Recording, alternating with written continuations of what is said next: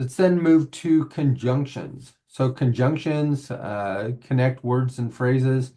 Conjunction, junction, what's your function? You maybe remembered that from Schoolhouse Rock. What we're looking at is that connection, those connecting words. We want to start with the coordinating conjunctions. These are going to be important when we get into sentence combining. The coordinating conjunctions are for and nor, but or yet so. The way you can remember them is through the acronym FANBOYS. This acronym, I've tried different ones, but I haven't found anything else that works better than FANBOYS. Okay, so that's the one that I use to remember these. Coordinating conjunctions are nice because they help connect sentences. And connecting sentences to make longer sentences make us sound more intelligent, more academic.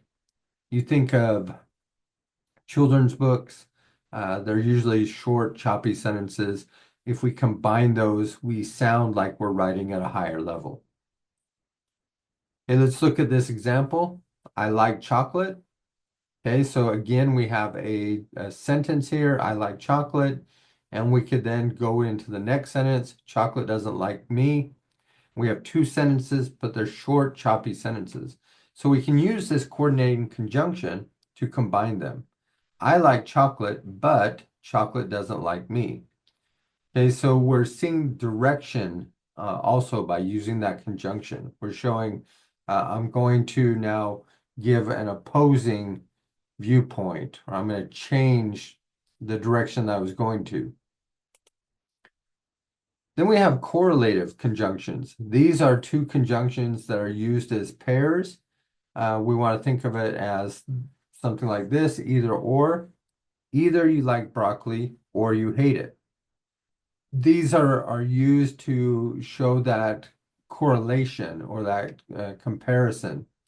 Okay, so that's why they're called these correlative conjunctions.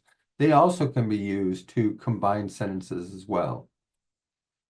And then lastly, we get these subordinating conjunctions, which introduce a dependent clause.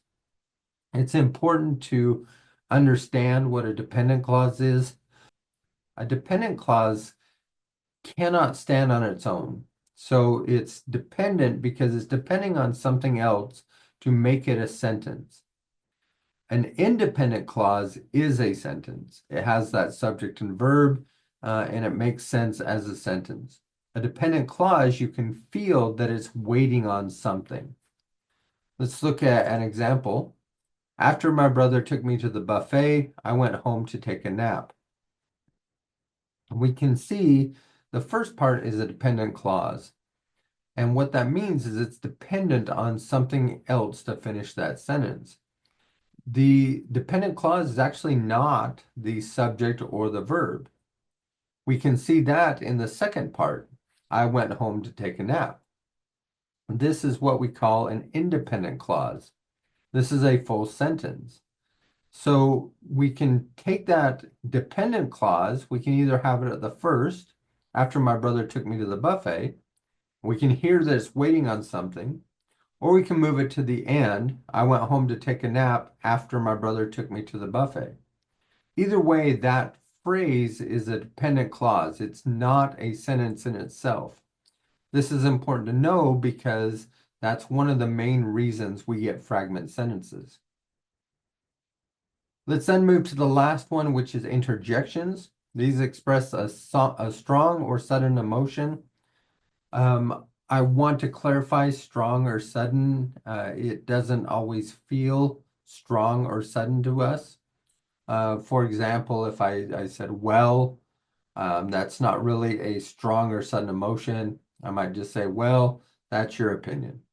Okay, so in that case, well is not what we consider, that strong or sudden emotion, doesn't require an exclamation point.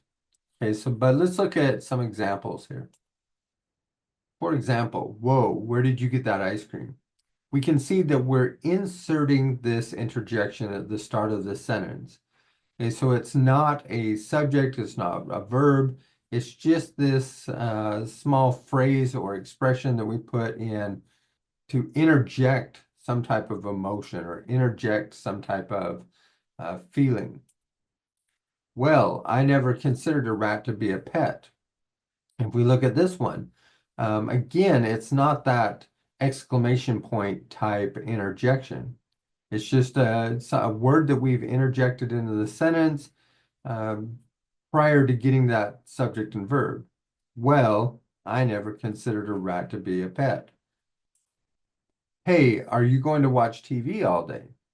Okay, so this one we could put the exclamation point after. I chose not to. Again, it doesn't need to be that strong shouted word, but it can just be something casual like, hey, are you going to watch TV all day?